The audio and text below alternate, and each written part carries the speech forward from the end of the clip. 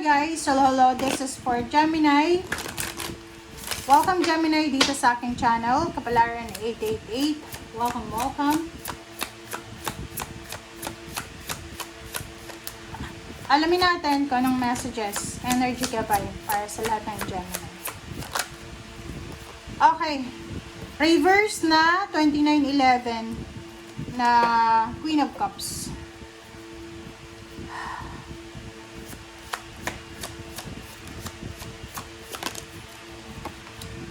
Okay. 15-6. Ang nakikita ko sa'yo dito, Gemini, na siguro humihingi ka ba ng tulong? Pwedeng humihingi ka ng tulong sa pamilya mo, sa kaibigan mo, or kung kanino man siya. And this June, since this is your month, happy birthday sa inyo kung may birthday sa inyo dyan. Nakikita ko sa'yo dito na parang sawang-sawa ka na sa paghingi ng tulong. 'Di ba? Parang sinasabi ng bara sa'yo dito na ilang beses ka bang nag-reach out tapos kahit na isa walang nag-reply. So parang feeling mo helpless, hopeless, binabaliwala ka ng mga tao. Parang yun yung pakiramdam mo.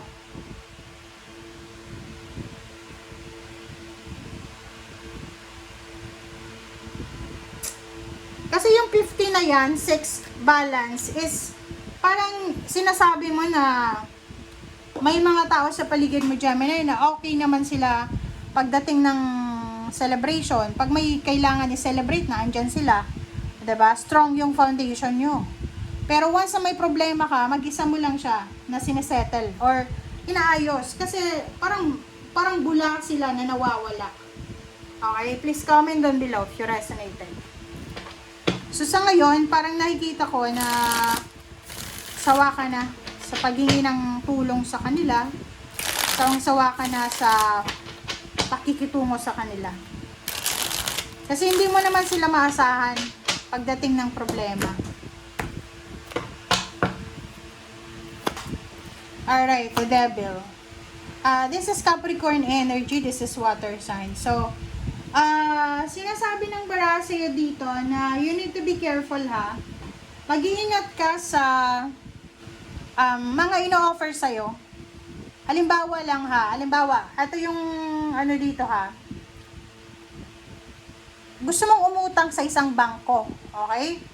Like there's a certain bank na gusto mong puntahan. Gusto mong umutang ng pera. Tapos parang binabaliwala ka. Pag pumupunta ka ng bangko, parang hindi ka na-entertain. So, there's someone na sasabihin sa'yo, doon sa ibang bangko, pwede kang umutang. Mag-iingat ka ha, kasi pwedeng yung taong yan na parang akala mo tutulungan ka ay ipapahama ka niyan. So, you need to be careful. Knight of Pentacles, wow. Pero ang maganda dito, Gemini, kasi ngayong buwan ng June, magiging sobrang excited ka, motivated, inspired ka na mag-ipon ng pera. Which is, alam nyo yung mga Gemini, sobrang mga thrifty ng mga Gemini. Kaya nga minsan na pagsasabihan na kuripot, kasi iniisip nyo talaga yung future. And ayaw nyo magsayang ng pera, ayaw nyo magsayang ng pagod nyo. Okay?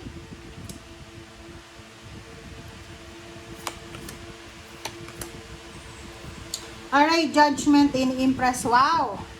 Congratulations guys, kasi bago matapos yung buwan ng June, sinasabi ng bara sa'yo na isang desisyon ang posibleng gagawin mo. And yung desisyon na yan ay posibleng magdadala sa'yo ng pagbabago, transformation, motivation. Like for example lang dito, may mga job offers, may mga new location, may mga financial help ka na makukuha. And sa ilalim mo dito is 9 of Wands and 4 of Cups. So, sinasabi ng barahan na sa kasalukuyan talaga, guys, nahihirapan ka. Pagod na pagod ka na kasi parang mag-isa ka lang na kumikilos.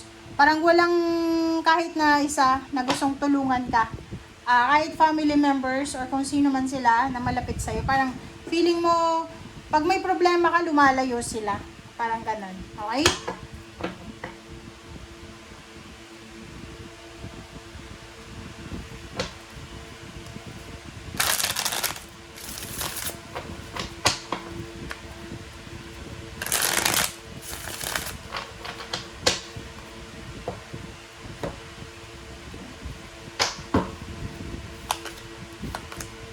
Alright, 2 of cups and 10 of swords. Oh, sabi ng baraha sa'yo dito, possible na Gemini, possible na kung halimbawa may business ka sa ngayon, kung yung business mo na yan ay posibleng hindi masyadong maganda yung pasok ng pera ngayong buwan ng June. And because of that, mayroon kang maiisip na bagong product, bagong produkto, bagong strategy.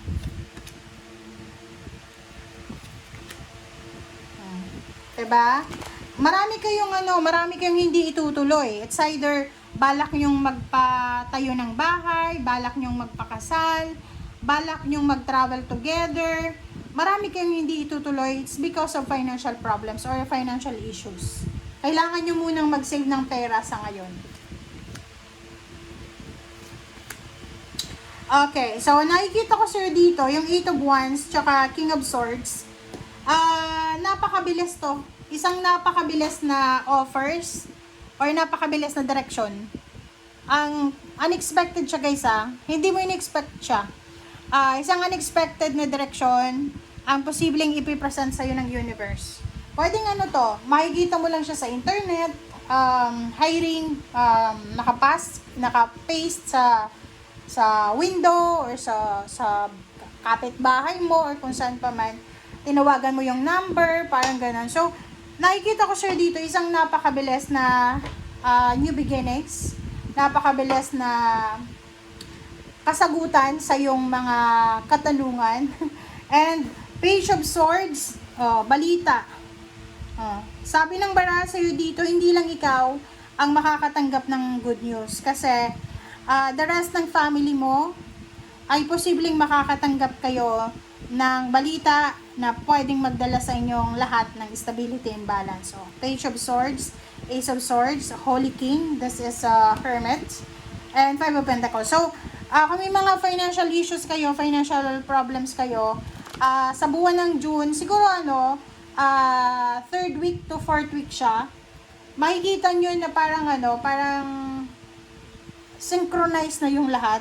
Parang tawag dito, resonated na yung lahat. Magiging maayos yung takbo ng finances mo, yung mga tao, mga different connections na magre-resonate sa pangangailangan mo. Okay? Thank you guys. Bye!